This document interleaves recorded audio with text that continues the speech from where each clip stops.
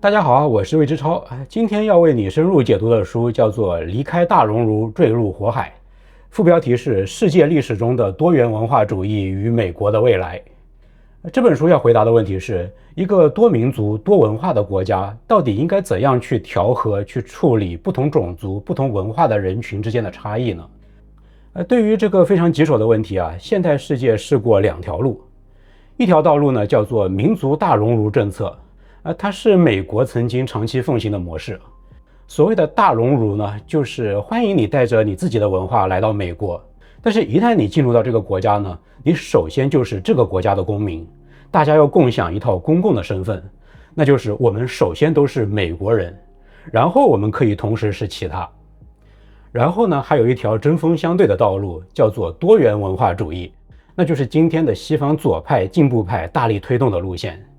今天的西方左派、进步派已经是不满足于只是尊重不同族群的文化差异了，他们是要求各种国家的公共政策、公共制度都要去主动识别和维持族群的边界。你是属于哪个种族的、哪个民族的、哪种文化的，那国家政府就按照这个身份来分配你的代表权、教育机会、工作职位和其他公共资源。也就是不但要区分你的族群身份，而且要根据你的身份来区别对待你。当然这么做的出发点其实是善意的，就是要补偿一些弱势文化群体嘛。但是呢，今天这本书的核心判断非常的尖锐。作者说这种多元文化主义，这样一个听起来最开明、最包容、最政治正确的方案，恰恰会让一个国家走向分裂、走向腐败、衰败，甚至是走上种族屠杀的道路。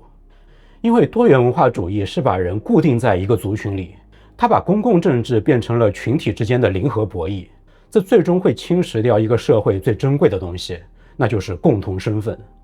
而大熔炉这个今天被很多左派嘲笑为过时，甚至是带有压迫性的这个旧模式，才是像美国这样的多民族国家真正可持续的活法。这本书的作者呢叫做廷斯·库尔特·海克。他在芝加哥大学、伦敦政治经济学院和普林斯顿大学接受过经济学和历史研究的训练，后来做过科技公司的高管。退休之后呢，他转向了独立研究。为了调查这本书里的这个多民族社会成败的问题，他走访了40多个国家，从前南斯拉夫地区的波斯尼亚一路走到卢旺达，走到斯里兰卡，去采访大屠杀的幸存者，去查阅当地政府的民族政策档案，去挖掘各种历史对比数据。然后呢，他把人类文明里最典型的那些样本一个一个摆了出来。比如说罗马帝国是怎么样靠把敌人变成公民，从而撑起一个跨越千年的多民族熔炉的，他又是怎么样在停止这种同化之后走向崩溃的。阿兹特克帝国为什么明明拥有15万大军，却被500人的西班牙征服者掀翻了。还有震惊世界的卢旺达大屠杀，仅仅是因为他的国民被坏人煽动了吗？还是说大屠杀其实早就在错误的民族政策里就埋下了祸根呢？而作者最后的矛头指向了今天的美国。他说大熔炉的理想曾经深入美国人心将近200年，连你以为最可能站在大熔炉对立面的马丁·路德·金都是他的坚定支持者。但是呢，从1970年代开始，这个理想被美国的精英阶层一步一步的颠覆了。而今天的美国正在走的这条路就是多元文化主义，其实和那些失败的历史样本惊人的相似。它不是在走向更包容，而是在走向更加分裂。而一个多民族国家一旦离开大熔炉，就可能坠入火海。好，那我们首先来理解一个关键概念。公元14世纪的北非历史学家伊本·赫勒敦被称为现代社会学之父。他提出过一个概念叫做阿萨比亚，翻译过来呢，大致就是群体凝聚力，就是一种让一群人觉得我们是一伙的这样的一种共同的认同感。伊本·赫勒敦说一个社会的成败归根结底就取决于它能不能够锻造出一种覆盖全体人口的阿萨比亚。如果一个国家里有很多族群，那就必须有一个更大的阿萨比亚来统摄所有小的族群认同，否则分裂和内斗就是必然结局。那这个概念呢，就是理解这本书所有案例的钥匙。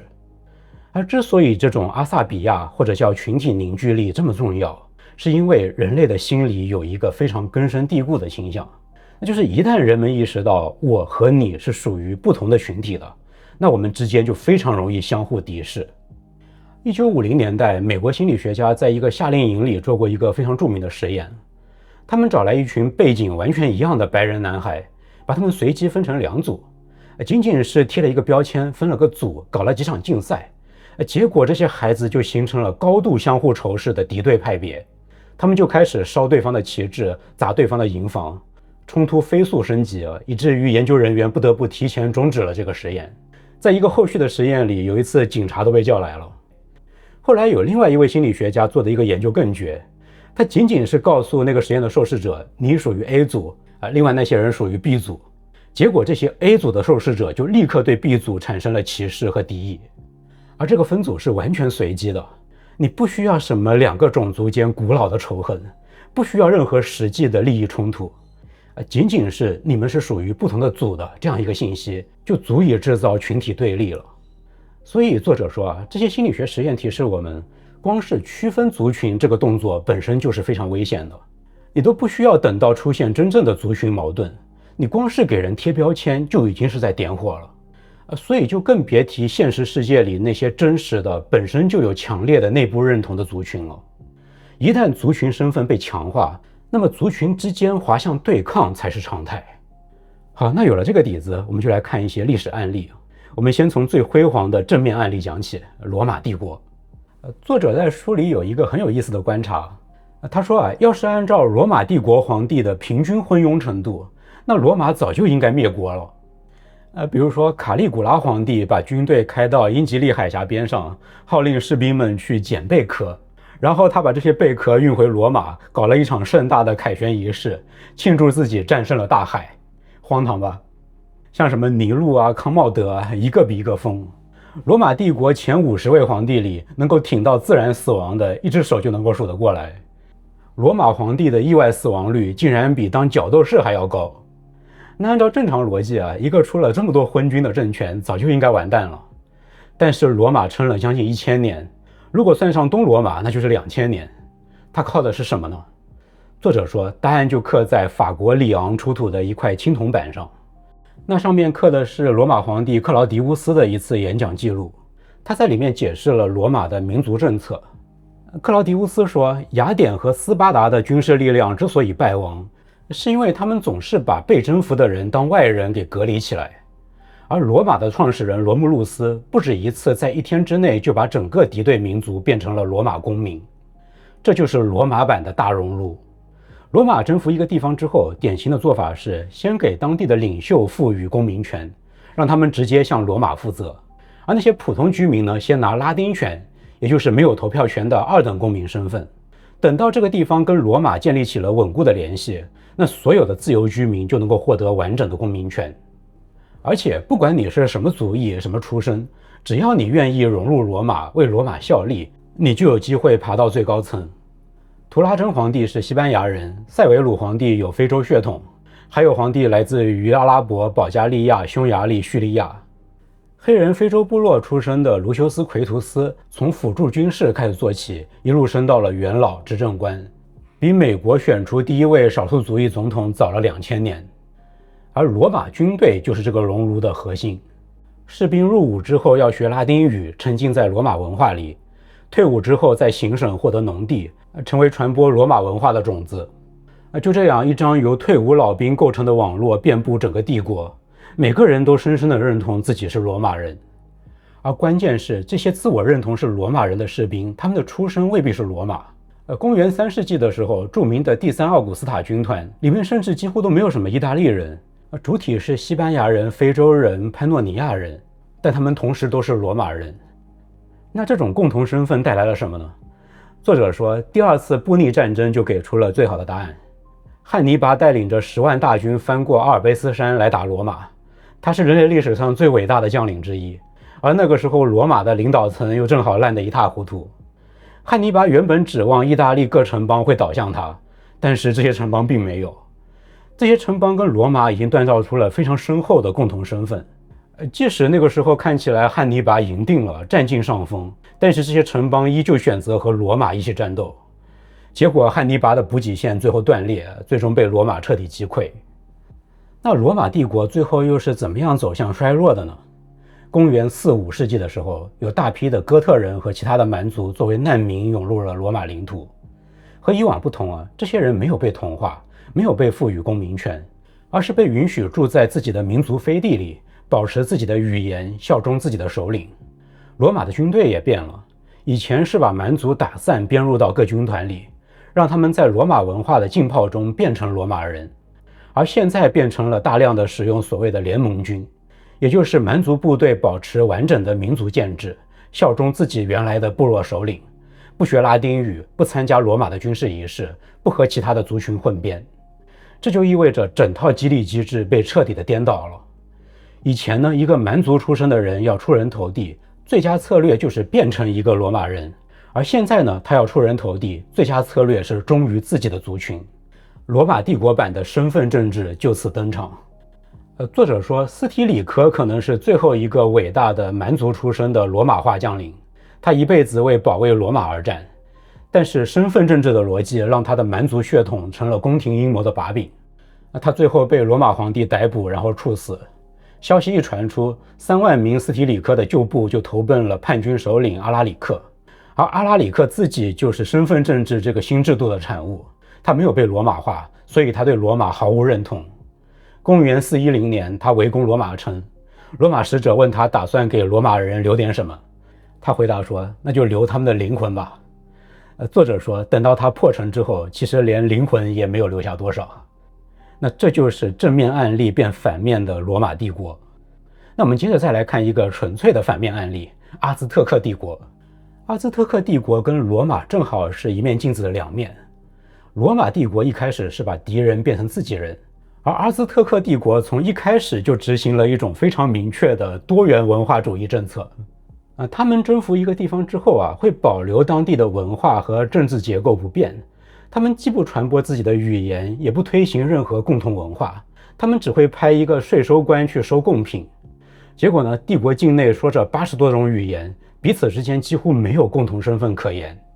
所以阿兹特克帝国的历史上不断的陷入叛乱，他们经常要反复镇压同一批地方，而帝国的军队里有大量从这些被征服的地方征召来的士兵，他们打仗的时候总是不情不愿，甚至经常暗中向敌人通风报信。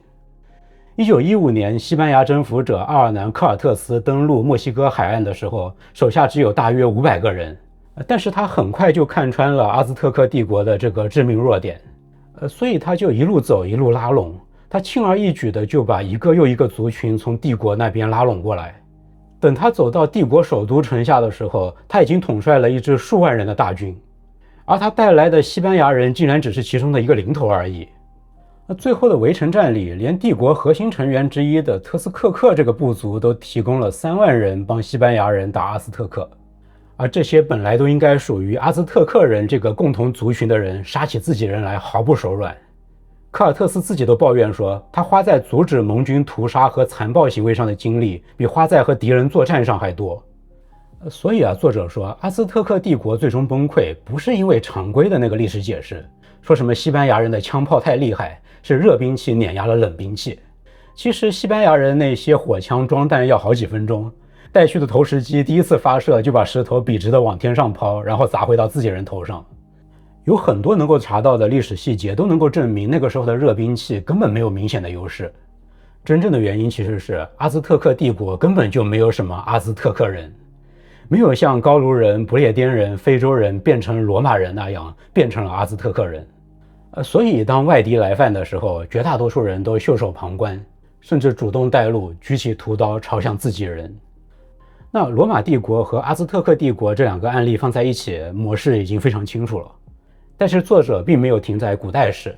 他接下来用了大量的篇幅讲了几个近现代的案例，每一个都比古代更加触目惊心，因为他们发生在离我们非常近的年代，而涉及到的那些政策和今天那些多元文化主义者倡导的几乎一模一样。我们先来说前南斯拉夫。1990年代南斯拉夫解体之后，塞尔维亚人、克罗地亚人、波斯尼亚穆斯林之间爆发了非常惨烈的族群战争，各种集中营、万人坑接连被曝光，族群之间的屠杀极其惨烈。在2战之后，南斯拉夫的强人领袖铁托当年其实看到了这个国家需要统一的认同，他当时提出来的口号是兄弟情与团结，他甚至明确说要学习美国的大熔炉。二战后初期的南斯拉夫确实有过一段黄金年代，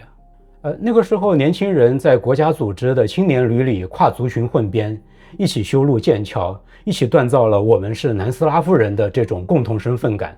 在那个时候，穆斯林和基督徒会在对方的节日相互拜访，很多老人至今还在怀念那段日子。但是很快共产党内部的教条派压倒了铁托，他们从苏联那里学来了一套理论。马克思主义认为历史是分阶段演进的嘛，而每个阶段呢必须充分发展才能够过渡到下一个阶段。而列宁和斯大林就把这样一套逻辑套到了民族问题上，他们觉得民族意识也是一个必须走完的阶段，所以呢，你越是让它释放，它就越快燃尽，然后国际共产主义就会自然到来。所以呢，苏联的方针就是主动鼓励各个民族发展独立的文化身份。他们给各个民族发民族护照，设立几十种官方语言，强力压制同化的倾向。这套做法跟大熔炉正好几乎是完全反过来的。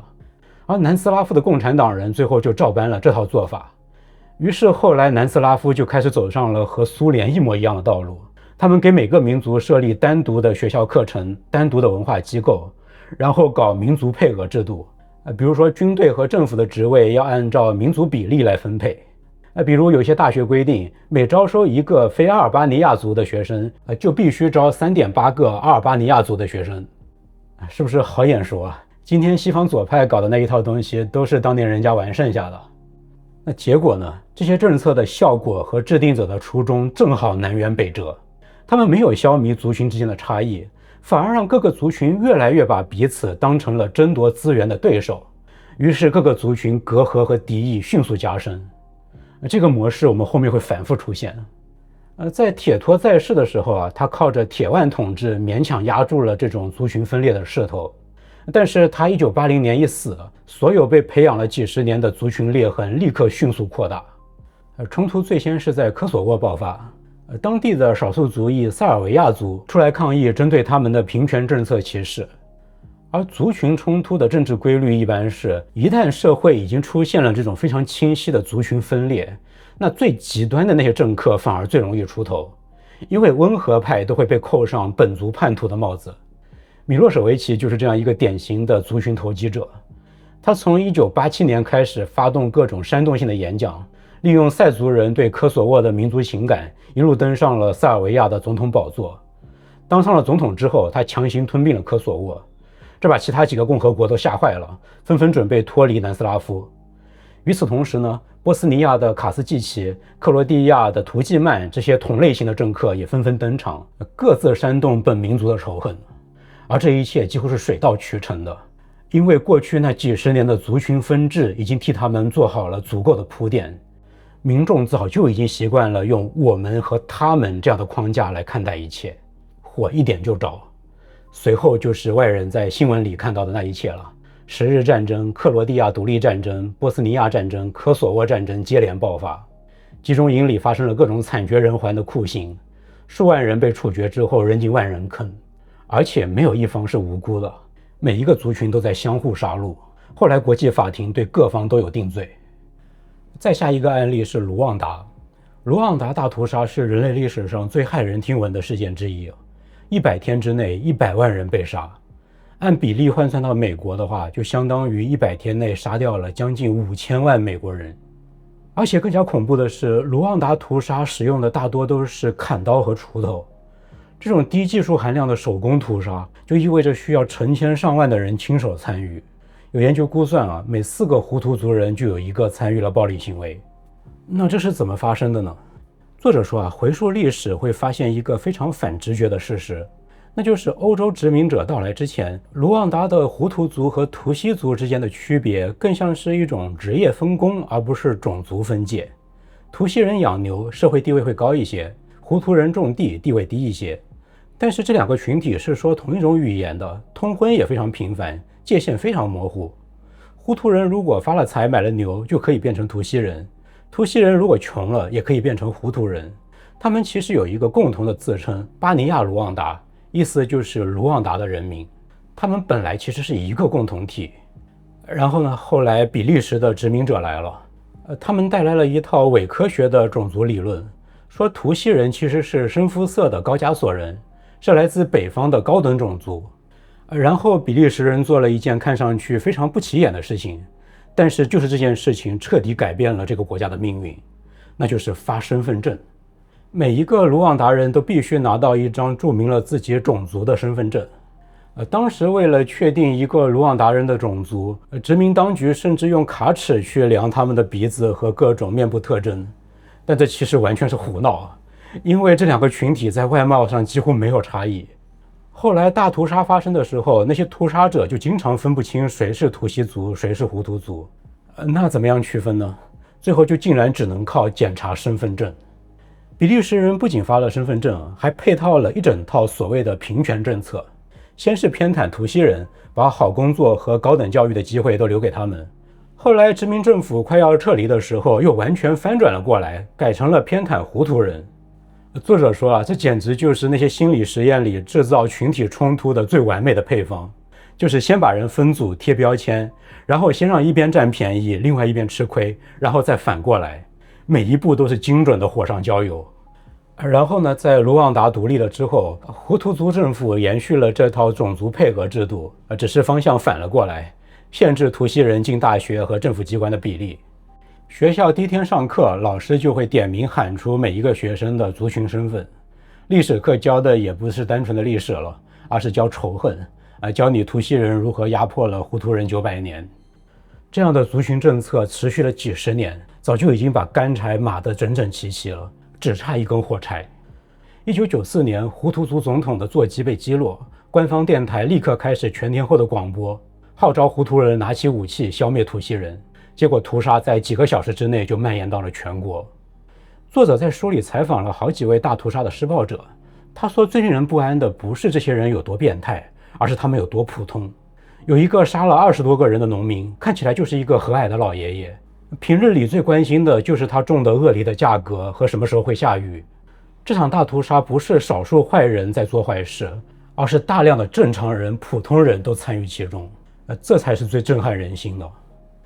大屠杀之后，卢旺达的新政府做的事情尤其值得我们深思。新政府做了和比利时殖民者完全相反的事。第一，他们废除了种族身份证。第二，宪法禁止任何基于种族、族群、部落的区分，无论是歧视性的还是平权性的，也就是任何公共政策都当种族不存在。第三，官方的口号是没有胡图人和图西人，我们都是卢旺达人。甚至在公共生活里谈论某个人是胡图族还是图西族都被视为是不可接受的。与此同时呢，卢旺达转向了自由市场经济，它的经济自由度从全球垫底跃升到了非洲第一，结果 GDP 增长了5倍，婴儿死亡率下降了70%，贫困率从70%降到了39%，它成了非洲大陆最安全、最清洁、腐败程度最低的国家之一，女性议员比例全球第一。如果说这些历史案例还不够有说服力，那作者也在书里寄出了统计数据。他用了一个叫做族群分裂指数的指标来衡量一个国家内部族群分裂的程度。这个指标表示的是你去随机抽取2个人，他们来自不同族群的概率是多少。结果发现这个族群分裂指数最低的1/3的国家，他们的人均 GDP 是分裂指数最高的1/3国家的4.5倍。族群分裂单独这一个指标竟然就能够解释全球人均 GDP 变异的37%，能够解释联合国人类发展指数变异的40%。从1960年到2020年，族群分裂最严重的1/3国家经历的内战数量是最轻的1/3国家的6倍。但最有意思的发现是，当你把族群分裂指数跟经济自由度这2个变量放到一起的时候，那么只需要这2个数字，你就能够解释全球人均 GDP 变异的71%。前面说的卢旺达新政府就是一边弥合族群裂痕，一边在实行自由经济，而这基本上就是一种最强的政策组合。换句话说关于一个国家，你什么其他的东西都不知道，你只知道它的族群有多团结，经济有多自由，你就能以惊人的准确度猜出那里的人过着什么样的生活。而这里的经济自由度说白了就是政府管得多不多。而这里有一个非常有意思的交互效应，那就是政府管得很宽这件事情，对于族群统一的国家伤害并不大。北欧国家就是证明啊，他们的政府支出非常高，但是因为人口极度同质化，那么即使政府非常大的介入社会生活，这个社会运转的也相当好。但是反过来，大政府对于那些族群分裂的国家，那就是致命的。因为在分裂的社会里，政府控制的资源越多，那么各个族群争夺政府权力的动机就越强，腐败就越严重，效率就越低。所以全球最悲惨的地方有一大波都是这种族群高度分裂加上政府高度干预的组合。那讲到这里呢，作者就把目光转向了美国，因为今天的美国恰恰正在同时往这两个方向走。一方面呢，现在左派进步派强调的多元文化主义政策正在不断的强化族群的边界，而另一方面呢，现在美国政府对于经济和社会生活的干预也在持续扩大。当然今天这本书关注的主要是前者。那么美国到底是怎么样走到这一步的呢？它是怎么样从大熔炉滑向多元文化主义的呢？要知道大熔炉曾经是美国最深入人心的国家叙事之一过去将近200年间，从左到右，几乎所有美国人都认同这个理想。连被大熔炉排斥最久的黑人群体，他的主流民权运动追求的也不是分离，而是融入。马丁·路德·金在一次访谈里说得非常直白，他说今天的一个普通的美国黑人对于非洲其实一无所知，他必须面对一个事实，他是美国人，他的文化从根本上就是美国文化，我们的命运和美国的命运紧紧绑在一起。那是谁最先开始反对大熔炉的呢？作者注意到一个贯穿全世界所有案例的规律，那就是推动族群分裂的从来都是精英阶层。在美国呢，20世纪早期的时候就有一群高度特权化的精英知识分子在批判大熔炉，但是当时的主流社会完全不买账。真正的转折是发生在1970年代，吉米·卡特是第一个公开放弃大熔炉理想的美国总统。他在一次演讲中宣称，我们不是大熔炉，我们是美丽的马赛克。不同的人，不同的信仰，不同的渴望，不同的希望，不同的梦想。作者在书里放了一张 Google 图书的词频统计图。在卡特之前，多元文化主义这个词在美国出版物中几乎不存在。但是从卡特时代开始，这个词的使用量开始暴增。随之而来的就是一整套制度层面的翻转了。平权法案开始按照族群身份来分配教育和就业机会。很多名人学者直接宣称，一切形式的文化同化都是种族主义。有好几所精英大学甚至把提及大熔炉这件事情都列为需要纠正的微冒犯、微侵犯。短短几十年间，大熔炉就从被全民歌颂的美国精神变成了精英阶层眼中的政治禁忌。而且作者特别强调这场转变就是精英阶层自上而下推动的。他举了2组投票数据。加州的209号提案试图限制平权政策，明确禁止基于种族和族裔的歧视。这个提案在全州是以9个百分点的优势通过的。也就是说，从全体人民这个角度来看，是有更多的人反对区分族裔的。但是这个提案在全州最富裕的马林县却以8个百分点落败。也就是在富裕的精英阶层里，有更多的人支持各种种族配额政策。华盛顿州的类似法案全州赢了15个百分点，但在年收入超过10万美元的选民里输了5个百分点，模式完全一样。再比如说，每当平权法案的这种案子打到最高法院，全美最大公司的那些高管们经常会联名上书，强烈要求继续推行那些实行种族配额的法案。普通人多数是反对按照族群区分的，而最有钱最有权的那些人却坚定的支持。这个模式和作者在全世界看到的一模一样。罗马的贵族元老反对同化高卢人，比利时的殖民者在卢旺达发了种族身份证。推动族群分裂的始终是精英阶层。当然美国今天的情况还远远没有卢旺达那么极端。但是作者说如果你仔细去做比对就会发现今天美国的很多具体做法和那些国家走过的路惊人的相似。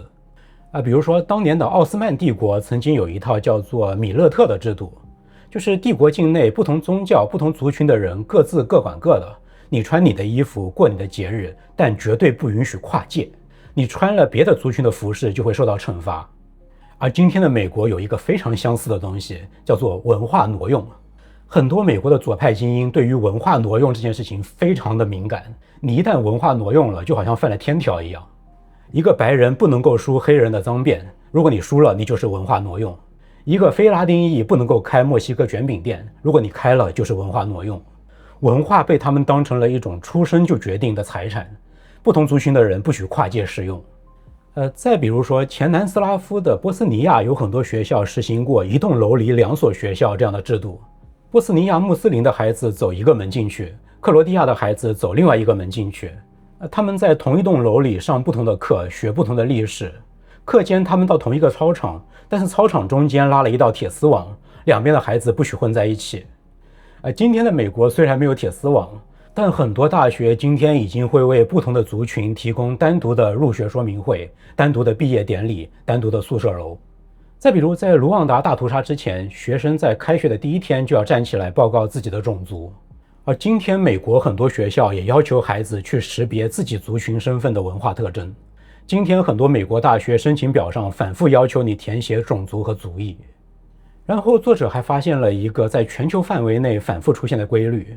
那就是那种给某些族群优惠的平权政策，一旦启动，就几乎永远都不会停下来。这种政策一开始都是被设计成一个临时的纠偏措施的，但是那些受益者会一直论证说不公平仍然存在，这样就可以一直享受优待。印度的平权政策已经持续了70多年，马来西亚60多年，斯里兰卡50年。作者说，历史上成功终结了平权政策的国家只有2个，那就是前南斯拉夫和卢旺达。而在这2个国家，平权政策都是以种族灭绝告终的。这是一个巨大的警示。作者说，多元文化主义最危险的地方不在于它听起来邪恶，恰恰相反，它听起来太正确了，正确到让人不敢质疑。但是当我们把全球的历史上的各种案例和数据摆到台面上，从罗马帝国的兴衰一路看到前南斯拉夫、卢旺达，就会发现一条冷冰冰的规律，那就是只要一个社会开始按照族群给人贴标签，按照族群来分配资源，那么不管这件事情的初衷有多善良，结局几乎都是一样的，那就是造成更多的分裂、更多的腐败、更多的痛苦，以及所有人都更穷。但是作者说，人类其实早就知道解药是什么。圣经里的巴别塔故事其实讲的就是这个道理。上帝要削弱过于强大的人类，选择的手段不是瘟疫，不是洪水，而是多元文化主义。他把人分成了不同的群体，让他们彼此听不懂。真是万万没想到啊！上帝要毁掉人类的时候，用的竟然就是 DEI 啊！而在反方向上，从早期的罗马帝国到劫后重生的卢旺达，所有成功的多民族社会都做了同样的一件事情，那就是锻造一种共同身份，让不同背景的人觉得我们首先是同一拨人。好，这本《离开大熔炉，坠入火海》就为你解读到这里。书籍的详细信息我已经放在节目下方的描述栏里了，更有需要的朋友查阅。如果你喜欢这期节目，请你点个赞、分享和订阅频道，这是对我最大的支持。我是魏志超，我们下本书再见了。